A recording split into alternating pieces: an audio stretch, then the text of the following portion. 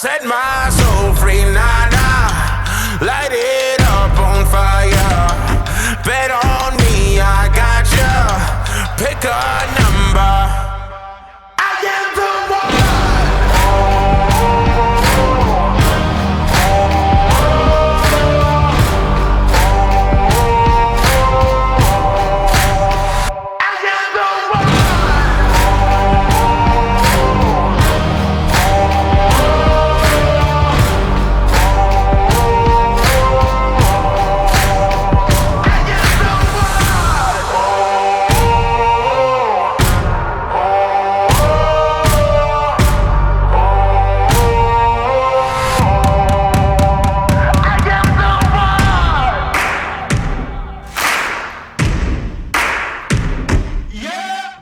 We've got new anamorphic lenses today. Well, the name might sound familiar because these are new lenses from Laowa and their Nanomorph series.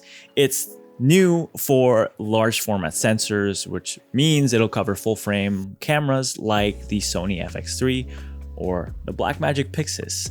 Not just full frame, it can also cover other large format sensor cameras like the Arri Alexa Mini LF.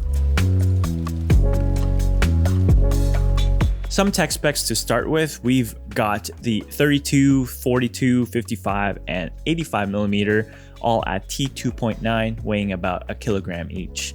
These lenses have a 1.5 times squeeze factor. The build quality is superb. It's similar to the previous Nanomorph lenses in the past, and this set comes in L mount, and it's got your imperial and metric focus measurements on each side.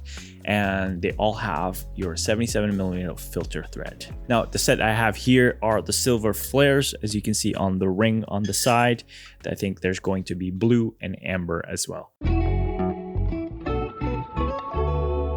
Talk about image quality. You've seen the previous Nanomorphs for the Super 35 sensors and the zoom counterpart, and as far as image quality goes, it's very similar, so I feel like I'm reviewing kind of the same thing. Kudos to Laowa for keeping it consistent all throughout the Nanomorph series, because if you're going to have a B cam that's for Super 35, it's gonna match really well with the large format version.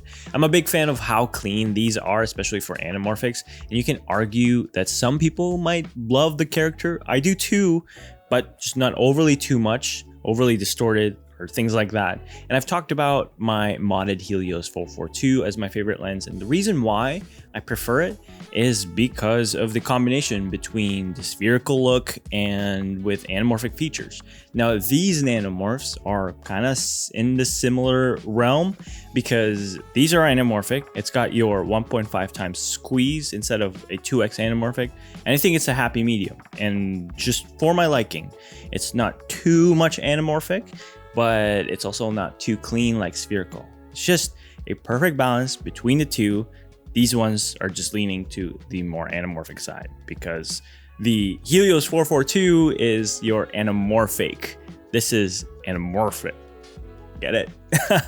Anyways, branching off the image quality, the chromatic aberrations on these are one of my favorites because I even replicate this when I shoot on my spherical lenses because it's got this subtle yet soft pleasing character to it. It's got the orangey red, and on the other side of that aberration is the bluish purple colors. It just gives it its own unique vibe. And again, it's not too strong, but it's there. Moving on to flares, which is everyone's favorite in terms of anamorphic lenses.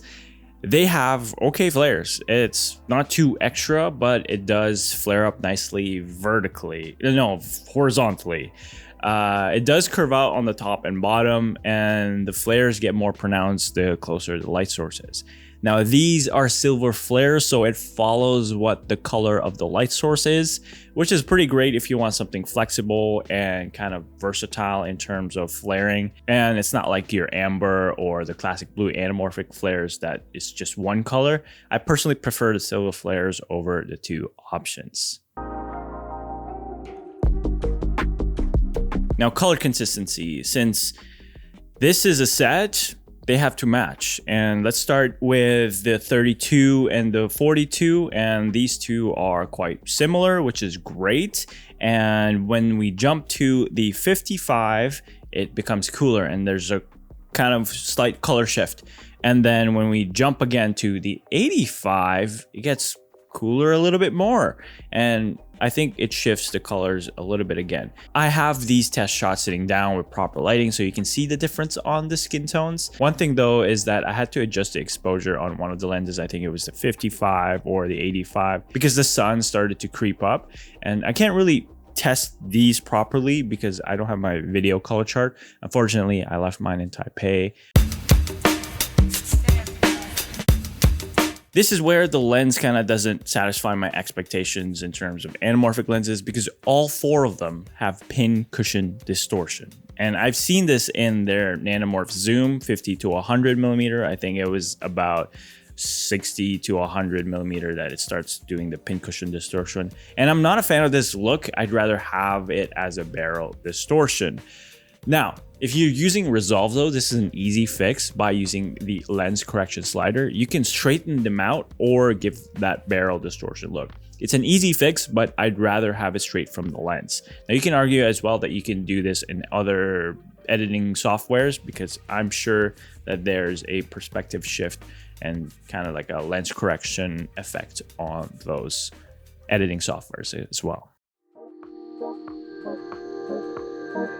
Now, focus breathing test. This isn't exactly for anamorphic lenses, but I just wanted to test it out for testing's sake because I was curious to see how they perform.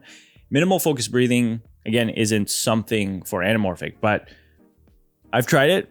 I'm surprised. And these have kind of controlled focus breathing. I mean, it's basically not too much that it's jarring to watch when you rack focus too fast. And it's pretty amazing for the performance and great little addition to the large format anamorphic lenses. Again, it really reminds me of spherical. Like it's not overly too anamorphic, which some people might not like and some people might love the full character look, which is fine. We all have different needs and wants in terms of a look, but so far these Nanomorphs, perfect balance for me. Now for the focal lengths, these cover a great range. We have a wide angle at 32mm all the way to the telephoto side at 85mm. Now I'm choosing the 32mm and the 55 because one wide angle is amazing because you can cover your establishing shots, and with the 1.5 times squeeze factor, the horizontal field of view will be around 24mm, which is my favorite focal length because it's so versatile and that you can use it for a lot of stuff. And then it has the 32mm look in terms of what you're seeing.